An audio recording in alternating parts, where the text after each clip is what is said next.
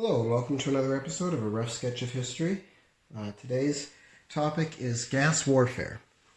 And in this episode we'll be discussing an aspect of warfare that was rather unique to the First World War, which was the widespread use of chemical weapons. Before I start, I would like to put a disclaimer at the beginning of this video. I know that in previous videos we've talked a lot about warfare and violence and death and destruction, but in this particular video I am going to go into a little bit of the details as to what gas warfare is and how these weapons function, including the sort of biological descriptions of what these weapons do to an individual. This might have some language in it and some descriptions that some people might find upsetting. With that said, I do try to keep this in a clinical manner. I'm not trying to intentionally be vulgar or crass about any of these things. These are weapons that many people suffered from, and I want to be respectful of that suffering. But at the same time, I also feel that it's a very important topic, and again, I would counsel you, even though I wanted to give you the warning up front so you'd be aware, I certainly wouldn't want anyone to not watch the video for fear of feeling uncomfortable, because to be honest, one of the goals here is to make you feel uncomfortable. Chemical warfare is something that has current world application. It's something that's going on in the world today, discussions about it. And as I talked about in my previous video, The Citizen and the Republic, that one of the reasons that war, and particularly what I would define as unnecessary war, unneeded war, stems from people who make the decisions to go to war being uninformed about the nature or the cost of warfare. And I feel like that chemical warfare is one of those things that it's easy to say it's bad. It's not something we want to see. But if you don't understand what it is, I don't know if you have the necessary motivation to really take it seriously and understand its potential consequences. So with that disclaimer, I would encourage you to listen through the video, even if you're a little uncomfortable with the topic, because I do feel that it's important to understand. It's also extremely important to understand in the context of the First World War.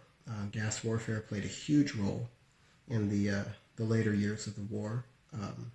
It was especially on the Western Front. And it would be difficult to understand these later battles on the Western Front without understanding the nature of gas warfare. Also, I wouldn't mind doing maybe just a little bit of pushback against... I've noticed reading in a lot of newspaper articles over the past few years for the centennial of the war, there's been a lot of reporters who, not to be overly dismissive of reporters, but I think sometimes reporters can wade into history and not necessarily have the context to describe it as well as a trained historian would be. But I've noticed that some articles have said, oh, when you think of World War I, you think of XYZ, but many of these things aren't what you think. And one of the things they often talk about is gas warfare. They say, oh, that gas warfare was this murderous thing, is the perception, but the newspaper articles point out, well, actually, very few soldiers died from gas. And compared to other forms of weapons, artillery especially, even not that many were wounded, again, in comparison. And anyway, I read these and I wish I could just, grab the author by the shoulders and just shake them and tell them that they missed the point. Gas was never used in the First World War to wipe out enemy armies. It was never viewed as a massive killing weapon. It was to use the military parlance, a suppression weapon. More civilian terms, it was meant to terrify. It was meant to distract. It was meant to make life harder for the soldiers, and then in turn allow other weapons to do the killing. I I feel if you just look at the straight numbers of how many people went into hospitals and were discharged with gas-related injuries, doesn't tell you the story of what the weapon was supposed to do. And gas was terrifying. As I want to kind of give you a sense of just an unbelievably terrifying weapon. It caused extreme pain when it would affect soldiers. The effects could be fatal, but more often they were lifelong crippling. They could be disfiguring. And even when you were safe from gas, so think of the way you would protect yourself from a gas attack would be with a gas mask. And if you've never worn a gas mask, some people might have experience with it with construction or painting or in agriculture work, but or even the military, if you've ever worn a gas mask, there's a couple of things right away. It's uncomfortable. It's difficult to breathe while you're wearing one. They severely limit your vision. So from a military perspective, if you use a gas weapon on enemy soldiers and you cause them to put on their gas masks, you've already succeeded in your goal. You've already made those soldiers less effective at whatever they were trying to do. And again, I feel like some of the more recent Centennial newspaper discussions on this have missed that point. But with that said, I wanted to actually read a poem about that a World War I veteran wrote about gas warfare, and it's quite a famous poem. That might strike you as an odd thing to write a poem about warfare, or for a soldier to also be a poet, but you got to remember that in 1914, 1918, this is before rock bands, this is before television, this is even before entertainment was radio. Radio was in its infancy, and mass media hadn't really existed yet. So in many ways, poets were sort of the celebrities of their time, or were a type of celebrity.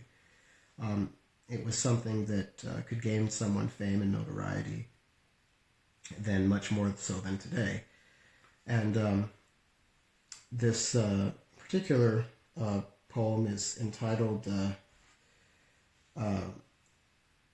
Dulce et decorum est, which is Latin for the first line of an old Latin poem, which is the line is Dulce et decorum est por patria more, which roughly translated means that it's sweet to die for one's country, or it is fitting for one to die for one's country. And this was written by Wilfred Edward Owen, a British soldier who, since the war, has often been viewed, because of his poetry, as an anti-war poet. I think that's oversimplifying it. I think it's fair to say that Owen hated war, but he also did fight in the war. In fact, I think something that if anybody were to, which I would hope not, but if anyone were being inclined to say, well, this sounds like, maybe unpatriotic,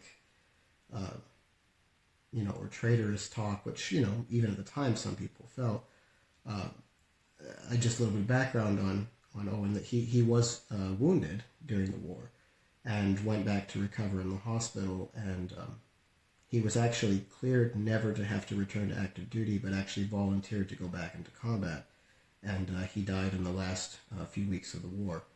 So, I don't know enough about him to provide a real detailed background on his motives and things, but to simply say that, oh, here's someone who wasn't patriotic, I don't think reflects his views. But anyway, that's a bit of a side note to just understanding the poem. The poem is really about what the nature of gas warfare is. So, put me here to read it for you. Bent double, like old beggars under sacks, knock-kneed, coughing like hags, we cursed through the sludge, till the haunting flares turned our backs, and towards our distant rest began to trudge. Men marched asleep. Many had lost their boots, but limped on, bloodshod. All went lame, all blind, drunk with fatigue, deaf to the hoots of the gas shells dropping softly behind. Gas, gas! Quick, boys! An ecstasy of fumbling, fitting the clumsy helmets just in time. But someone still was yelling out and stumbling, floundering like a man in fire or lime. Dim through the misty panes and green thick light, under a sea of green I saw him drowning. In all my dreams, before my helpless sight, he plunges at me, guttering, choking, drowning.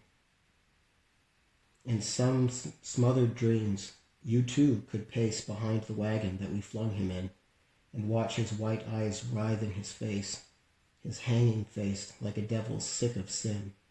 If you could hear every jolt, the blood come gargling from his froth-corrupted lungs, obscene as cancer, bitter as cud, of vile, incurable sores on innocent tongues. My friend, you would not tell the lie with such high zest to children ardent for some desperate glory, the old lie, dulce et decorum est pro patria more. So, some very stark visuals in that poem. We'll kind of go into some details so you can kind of understand what it is that he was describing. But I think just from the sense of the poem, you can get an idea of both the fear that this entailed and what it does to a human being. But now that I think we've kind of set the tone a little bit for how I'd like to move forward, let's just do a brief history of what the history of gas warfare was.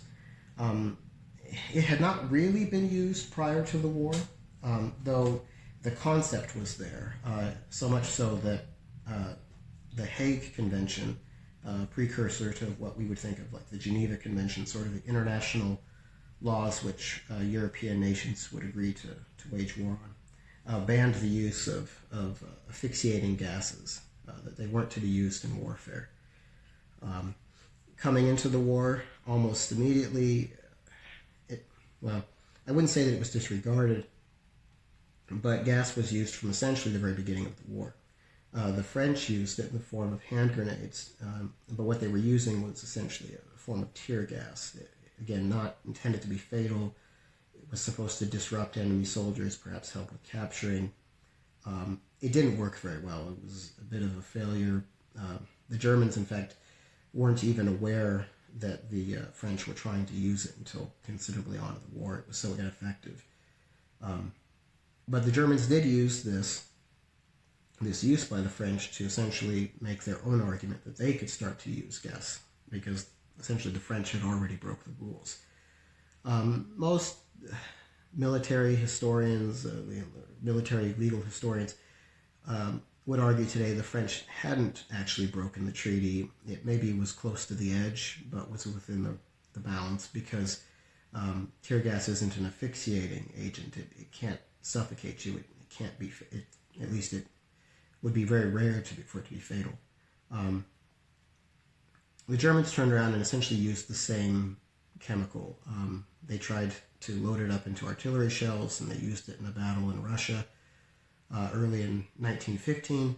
It was completely ineffective. It was too cold. The agent didn't dissolve into a gas. It stayed in a solid form. The Russians weren't even aware that it was used. And then later in that spring, the Germans decided to push on to actually use a lethal form of gas, and that was chlorine. And chlorine will be the first of three categories of gases that we'll talk about. So start doing some of our drawing now. So there were many gases used in the war, many chemicals, but they basically all fall in the category of these three gases I'm going to discuss. They either were this gas or they were close enough to it in description that it was essentially the effect. And when it was introduced, soldiers were trained to spot its use by its color, but also by its smell. Most often its smell, because if a gas was used at first, and if it was used in heavy concentrations, like you hear in the poem, it talks about a green sea, seeing things through green, you could see it, but it would often quickly fade, so it was just kind of wispy around, but the smell would be quite strong. So chlorine in the form of a gas is sort of a greenish cloud, light, anywhere from a pale yellow to a deeper emerald green. And it smells, most of you would be familiar with smell. I mean, it smells like bleach. One thing I think is kind of funny, when I've looked in some of the training materials, it's sometimes described as having a smell of crushed pineapple. And I don't know if that's maybe what a more corrupted, with more the contaminants, maybe what a less pure form of it would smell like. Or maybe, I don't know if bleach wasn't a household cleaner at that time. Maybe they thought that was a closer smell that maybe people would recognize, though I'm not sure how familiar people were with pineapple either. But it was described as, sometimes it was also described as smelling like insecticide, pesticide, but for all intents and purposes, it's chlorine. It's bleach that you would use. That's the smell that would be much, much stronger than anything hopefully you've ever experienced. Like I said, it was a green in color, and it was the first use, chlorine was the first gas to be used, and the way it was used was not by, as the poem said, dropping it in shells, but it was actually, essentially, soldiers just hauled up big canisters to the front line of the trenches when the wind was blowing the right way. They turned a valve and just let the stuff out, and it just billowed towards the enemy. Now, the way chlorine gas works, and we'll draw a little bit of a sketch here of a person. So it's an idea of how it affects the different parts of the body. So the way chlorine works is that you have essentially is limited to the face. What happens is the chlorine gas, when it comes in contact with water, forms essentially a few chemicals, but predominantly hydrochloric acid. You have the hydro from the water and the chlorine, and this acid would form anywhere where there was moisture on the body. So that would be the eyes, the nose, the mouth. If you breathed in, the lungs, any part of your body that was wet would suddenly become extremely acidic, to the point of easily causing chemical burns. So the reaction that you would have, you'd be frantically coughing. Soldiers described you'd feel like your lungs were on fire if you breathed it in deeply. If you've ever gotten something in your eyes that stings, I mean, imagine that, beyond what you could, to the point that your eyes would swell shut. Your nasal passages, your nose would be running like a faucet as your sinuses and nasal passages burned. A terrible experience, and particularly when it was first introduced and soldiers had no comparison. The first time gas was used on the Western Front, it was a complete surprise, and the soldiers panicked and ran. It was, again, it's a whole other story. I could do a video on just the battle that was used, but it was actually so effective that the Germans couldn't take advantage of the situation because they were not expecting it to be as effective as it was. But as I said, chlorine became sort of the weapon of choice. It didn't take much longer after the Germans used it, even though the French and the British decried it. They started using it themselves. In time, all sides developed gas masks that could effectively filter the chlorine gas. But again, you have these problems of before, of that yes, the mask is on, but all of a sudden you've limited the effectiveness of the soldiers impacted by it. So it was commonly used to break up attacks, to start before an attack, to essentially not incapacitate, but reduce the effectiveness of a large group of soldiers very quickly. After within about a year of chlorine becoming pretty commonly used, the Germans tended to be at the forefront of gas warfare, though other nations quickly followed suit, is the use of Phosgene gas. Now, Phosgene was different than chlorine in that it was actually colorless. When it first came out of the tank or the shell, it would kind of be a grayish, whitish gas or cloud, but it would quickly dissipate into something clear. And it was described as having a smell. I've heard it described as the smell of cut hay, the smell of freshly cut grass, the smell of moldy hay, the smell of damp, of grass that, like, after it's been damp from the rain, just sort of a earthy, planty smell. And again, you couldn't see it. In fact, a lot of times soldiers actually referred to it as coughing gas, because unlike chlorine, where you'd see this big, ominous green cloud rolling towards you, you wouldn't be aware that you were exposed to phosgene until you start coughing from it. Unless you had some indication or tip-off that it was already in the area. But unlike chlorine, that had these instantaneous, horrific effects, phosgene didn't really do much to you immediately, other than some mild coughing. The way that it worked is, unlike chlorine, it didn't affect the eyes. It essentially was limited to the nose and the mouth. And you had to breathe it in. And when you breathed it in, it reacted to the lining within your lungs. Essentially, it was a toxin that destroyed those cells. So what would end up happening is a soldier would breathe in, or could be fighting through clouds of phosphine gas, maybe not even be aware of it. The next day after the battle is over, they could be at the field kitchen or sitting in a dugout, talking with other soldiers. All of a sudden, they would start gasping for breath, and within minutes, they'd collapse down dead. The ironic thing is that even though you probably, of all the gases I'm going to talk about, the one you've probably least likely heard of is phosgene, but by far it was the most fatal. Chlorine was terrible in its effects, but if you could get someone to an aid station, rinse them off, get them cleaned up, within a few hours, a few days, they might more or less recover. But phosgene wasn't the case. It tended to cause long-term debilitating effects. So even if it wasn't fatal, even if, like I said, and there literally are stories of soldiers seeming perfectly fine and then collapsing dead because of exposure to it. But even if it wasn't fatal, even if you had a lesser dose, it could make you very, very sick. And it can have an effect almost like having a lifetime of heavy smoking inflicted on you over the course of a few hours.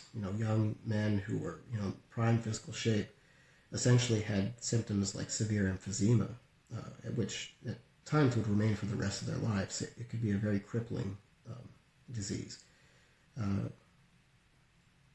But from a military aspect, it didn't have the punch that they were hoping for, though it was fatal. Again, soldiers, there were often tip-offs of when it was in effect. Soldiers would notice the coughing. They would see the clouds from the shell burst. They'd have their masks on.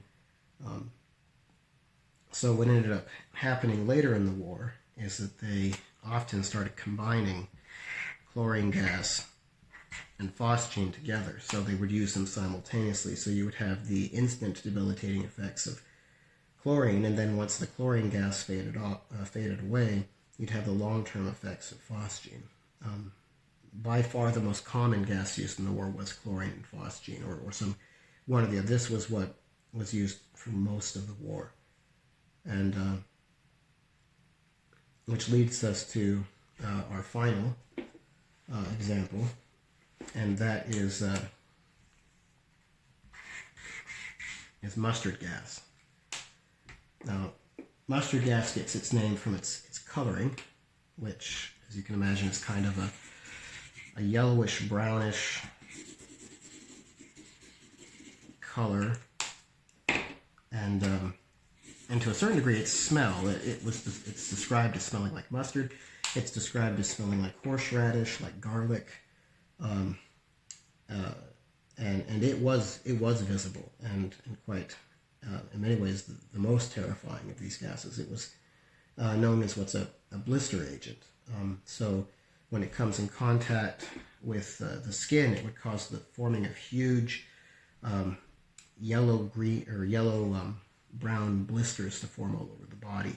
So unlike these other gases that had to be breathed in or affect a sensitive area, mustard gas just had to touch the skin. Now, of course, wearing heavy military coats, having a gas mask would help, because anything that could prevent that direct contact. Again, heavy coats keeping it from getting directly on your skin could help if exposure was mild. But there was no real protection from it. The closest thing they had is they had pastes that were kind of like zinc oxide. This was often given to people behind the lines, artillery units and things, because it wouldn't be very effective. It would get worn off quite quickly if you were in the sort of the mud and trenches and situation. But if you could keep relatively dry and wear these pastes and not have it rubbed off, it would serve as a barrier between the gas and your skin. As I said, it was essentially just caused chemical burns to anything it touched. It was skin permeable, so it could go through the dry layer of your skin. And again, just imagine essentially burns of anything it would have contact with. So if it was breathed in, it was even worse. And that is when it was often fatal, as if it was inhaled, it would burn the lungs. If it was bad enough to be in a big visible cloud, if it wore through you, it could cause burns. They could range anywhere from almost like mild rashes for just tiny exposure, all the way to third-degree burns down to the bone, which that would often be fatal. Another aspect of mustard gas that made it, I guess, for lack of a better term to use, popular or useful during the war, is that mustard gas was persistent. Chlorine and phosgene, you could saturate an area with it. Eventually, the chemical would break down. The wind would blow it around and dilute it. It would go away. Mustard gas is technically not a gas. It's actually a liquid vapor. So what it would do is, after it spread across the battlefield, it would settle into the soil, into the foliage, the leaves, just anything you could touch or pick up. And it could stay there for days and days and days, even weeks.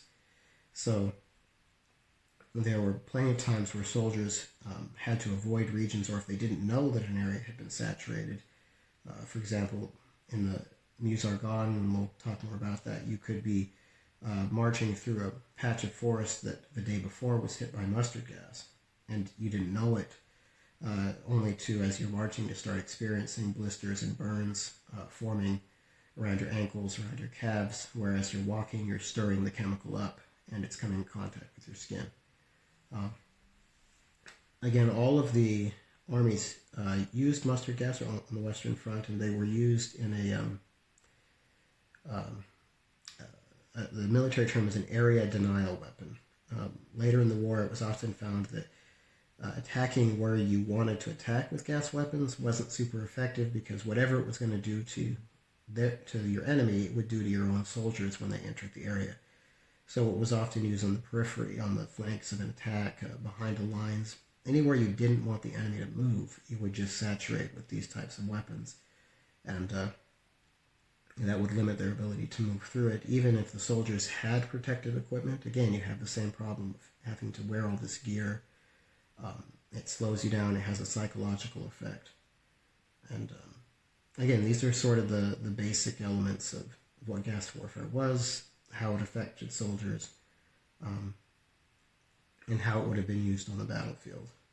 again, the part I want to stress, if you take anything away from, is that these things were generally not intended to kill, but to debilitate, to slow down, to degrade the ability of a soldier to continue fighting. So use that in context when we actually discuss the battle itself, and when I discuss gas, of how it would be used. So you have this context, this background. With that, I'm going to move on to doing a little bit of editorializing. I've not done this much so far. I've intentionally tried to avoid it. I certainly hope as you've gone through this series that you have thought about current events, about stuff going on in the world today, drew parallels, made comparisons. I kind of wanted to let people do that on their own without telling you what I think. I want you to kind of come to those conclusions on your own, but I will tell you what I think about this. So after the war, the Geneva Convention was convened, and all of these types of gas weapons were essentially made illegal in warfare. They were, something that would make a nation, a pariah state if they ever used something like this. And it's mostly held, even though World War II was much larger, and chemical weapons, to be sure, were used, but not at the same scale, and not in the same manner of the First World War. Throughout the rest of the 20th century, use of it was quite rare, with the notable exception of the Iraq-Iran War in the 1980s, when it was used quite extensively, often used in conjunction with a new type of chemical weapon called nerve agents, which I won't go into the details there, but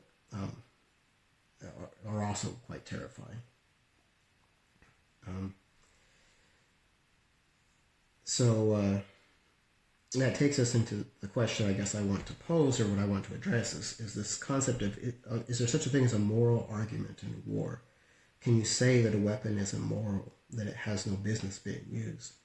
And my argument is yes, I do believe that is a valid argument to make.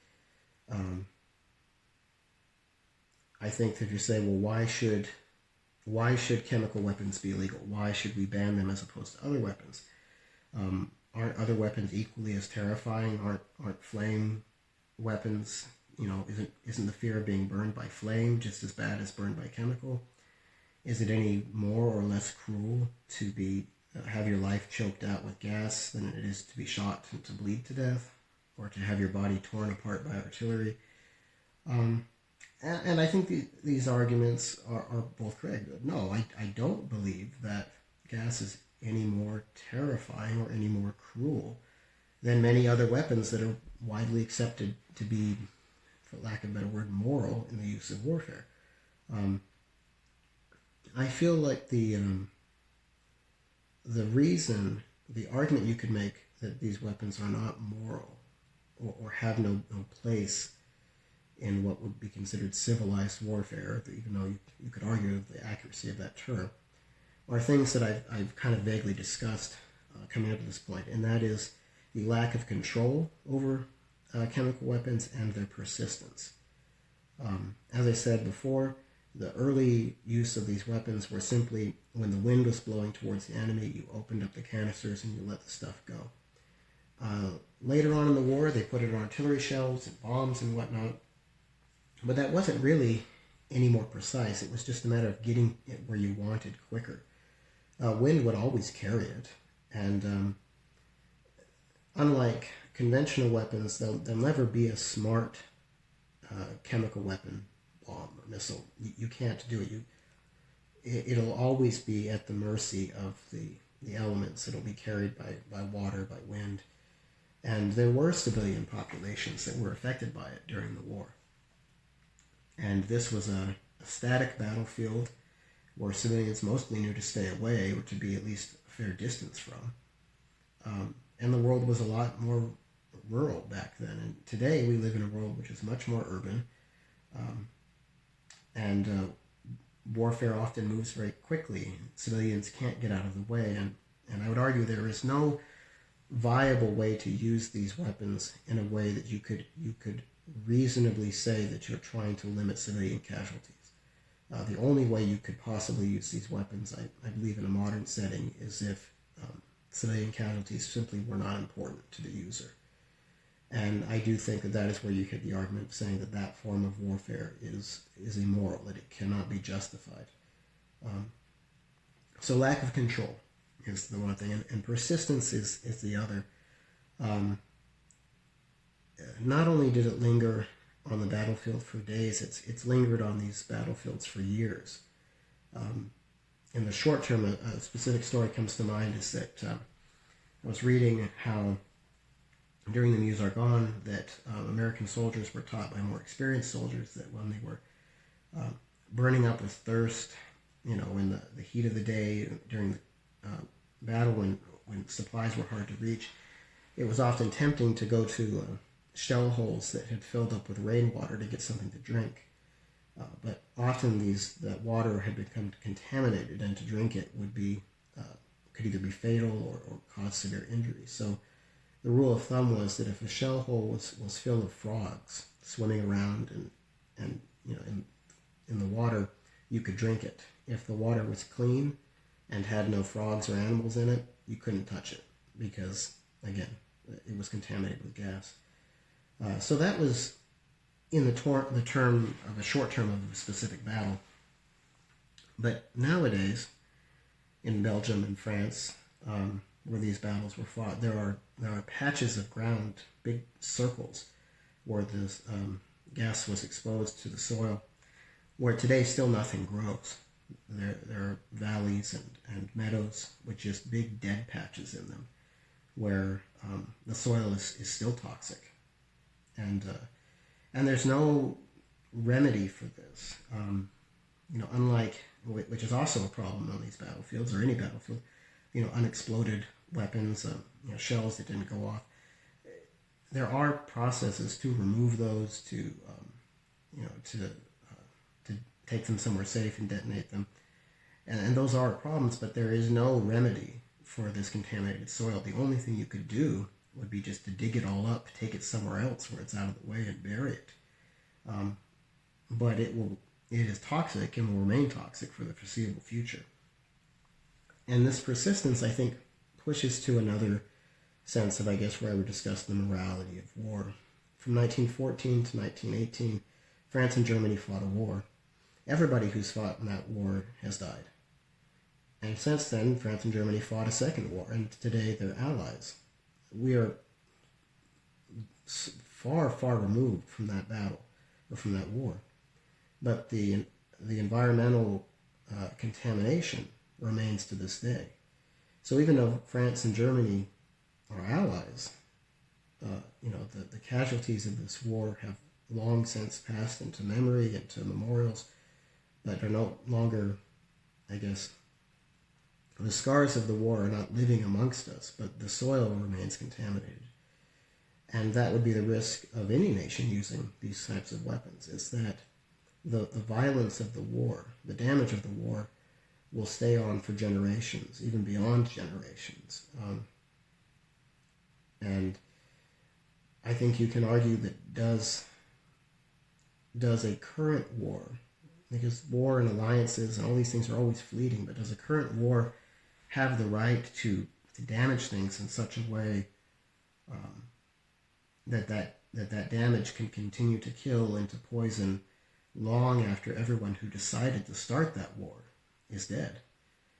And the descendants and the descendants and descendants have to directly deal with the consequences of a war that they had no say in. So again, I would argue from that point that these are not weapons that have any place being used in I guess you could argue, if you want to call it moral warfare, at least call it, the bounds of civilized society, or not say society, but of what we have accepted of what is civilized behavior. So with that said, you might ask me, what does that mean? Well, as to what that means, I don't know. what should be done. I think to be aware is the biggest thing. We've heard stories in the news, particularly lately in Syria. There have been periodic uses of these chemical weapons. Does that mean that nations need to intervene? Does that mean we should take foreign policy XYZ? No, I'm not. I am not going to. I am not and cannot weigh in on that. I simply don't have. I mean, I would just have an opinion. It wouldn't have any validity, other than saying that I think that it's something that warrants taking notice. It's something that I think as citizens in a republic, we have to say that this is different than other types of conflict, and it requires our attention. Now, what we do with that attention, again, I'm not going to presume to tell somebody what the right answer is there. That I think I have no idea. But I do know that, as I said before, and I hope you've understood with this series so far, that this is something different. And I think that its differentness is what limited so much to the First World War, of why so many other aspects of the war, tanks, planes, modern artillery, all of the sort of trappings of modern warfare continued on, but this stopped. And I do think that is why, because it was so fundamentally different than anything else that had been seen, and different in a way that is utterly terrifying. With that said, I thank you for taking your time to listen to this. I hope that, again, I hope that it wasn't, I hope that its informativeness outweighed any its troubling nature. And I hope that this helps give context to both current day events involving chemical weapons, and also discussions of chemical weapons and how they would be later used during the Use-Argonne offensive. So I thank you for your time. Bye.